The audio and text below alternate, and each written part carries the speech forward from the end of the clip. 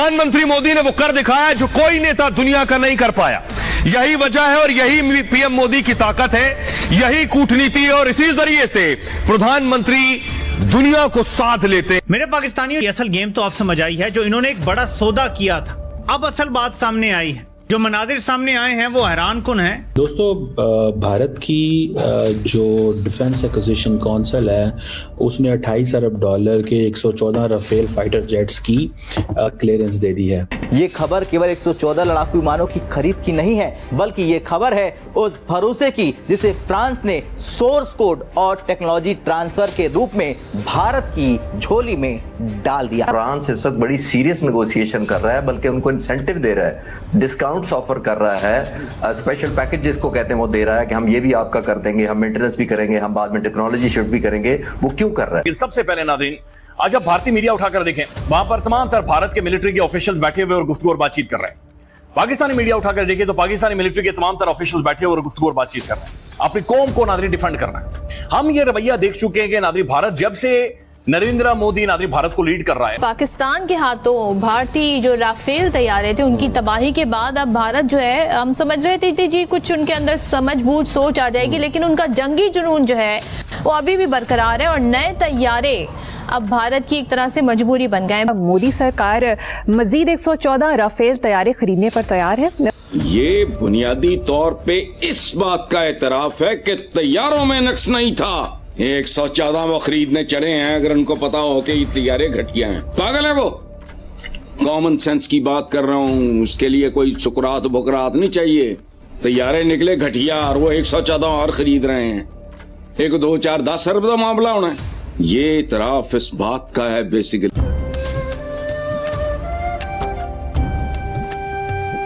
जय हिंद दोस्तों, MDM news HD channel में आपका स्वागत है। दोस्तों, इस वक्त की सबसे बड़ी और सनसनीखेज खबर आ रही है जिसने पूरी दुनिया समेत हमारे पड़ोसी मुल्क पाकिस्तान के होश उड़ा दिए हैं। जैसे ही पीएम मोदी फ्रांस की सरजमी पर पहुंचे, फ्रांस ने भारत को एक ऐसा नायाब और ऐतिहासिक तोहफा दे दिया है जिसकी किसी ने कल्पना भी नहीं की थी। जी हाँ, जिस राफेल के सोर्स कोड को देने से फ्रांस पिछले कई सालों से लगातार मना करता आ रहा था, वो मास्टर चाबी अब फ्रांस ने सीधे भारत के हाथों में सौंप दी है। एक वक्त था जब पीएम मोदी ने कहा था कि भारत में ही खुद का राफेल बनेगा, तब कुछ लोग इस बात का मजाक बना रहे थे, लेकिन आज वो सपना हकीकत में बदल चुका है। अब फ्रांस और भारत मिलकर राफेल के एडवांस इंजन से लेकर उसकी सबसे सीक्रेट और हाईटेक टेक्नोलॉजी को भारत में ही मैन्युफैक्चर करेंगे।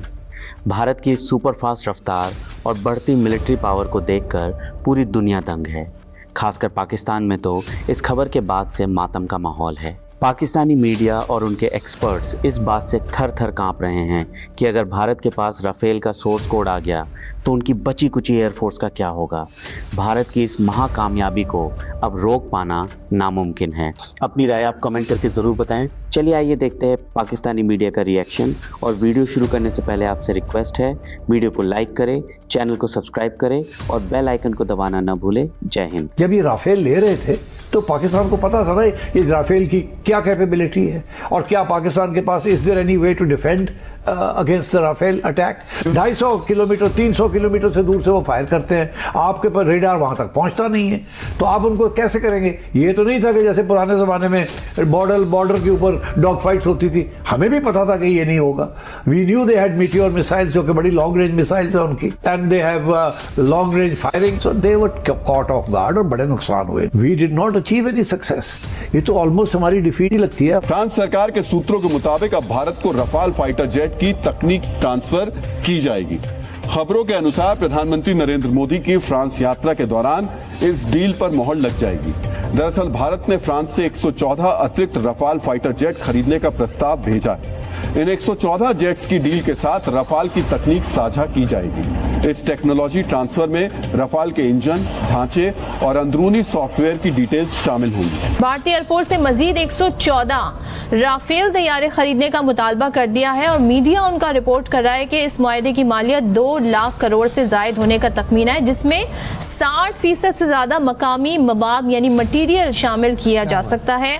और भारतीय फ़ज़ाइया मल्टी रूल ऑपरेशन सलाहियत वाले तैयारे चाहती है और वजारत दिफा टेंडर के बजाय बराह रास्त राफेल का इंतखाब करेंगे और इसे मेड इन इंडिया स्कीम के तहत भारत में बनाया जाएगा। अच्छा, तो ये भारत को कौन बताएगा कि जंगें जो हैं वो तैयारों से नहीं लड़ी जाती, वो हौसले से, अज़्म से और बहादुरी से लड़ी जाती हैं और स्किल्ड पायलट से लड़ी जाती हैं। अब देखें, ये तो होता है जब जंगी हालात हो, जंगें हो रही हो, तो उसमें जब कोई एक हमला करने वाला हो तो इस तरह तो होता है। इस तरह के कामों में क्यों उदास फिरते हो, नहीं क्यों घबराए फिरते हो गर्मियों की शामों में। वो मैं देख रही थी कि कोई लिख रहा था कि घबराना, आप सबने घबराना ज़रूर है। वो खान साहब कहा करते थे ना, घबराना नहीं है, तो घबराने का वक्त हुआ चाहता है। वो कहते हैं ना, रोज़ा खुलने का वक्त हुआ चाहता है, भाइयों घबराने का वक्त हुआ चाहता है। तो घबरा के जो है वो सब उठ के बैठ गए। दोस्तों, भारत की जो डिफेंस एक्विजिशन काउंसिल है उसने 28 अरब डॉलर के 114 राफेल फाइटर जेट्स की क्लियरेंस दे दी है। और ये सारे जो इसकी प्राइसिंग तो नहीं पूरी प्रॉपर पता, लेकिन दे हैव ऑल क्लियर्ड। और ये प्रपोजल बड़ा पुराना था। ये इंडिया ने जंग के बाद ये सोचा है कि उनको मज़ीद जहाज़ चाहिए और ये आप समझ लें, ये पता कितना पैसा बनता है। This is 3.25 trillion Indian rupees. यानी कि इंडिया ये समझ रहा है कि मुझे एयरफोर्स पे इतना पैसा लगाना है।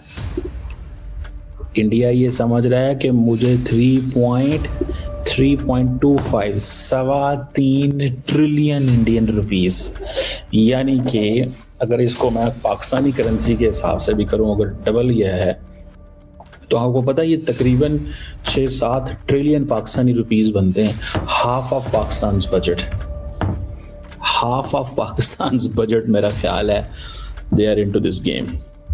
तो अब आप अंदाज़ा लगा लें कि सिर्फ इतने के तो ये मेरा ख्याल है ये वो ख़रीद रहे हैं। ठीक है जी।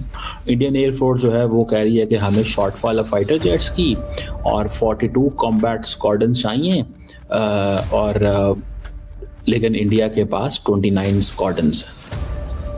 इनको 42 कॉम्बैट स्क्वाड्रन्स चाहिए, 42 कॉम्बैट स्क्वाड्रन्स और 29 स्क्वाड्रन्स उनके पास मौजूद है। अब मोदी साहब जो है ना वो कह रहे हैं कि इंडिया फ्रांस एक नया चैप्टर है, इंडिया और फ्रांस एक नया चैप्टर है। This is what they are saying.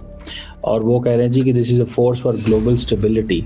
It basically Germany and France are the two countries, those who have the capability और those who are being considered as nations, they are major player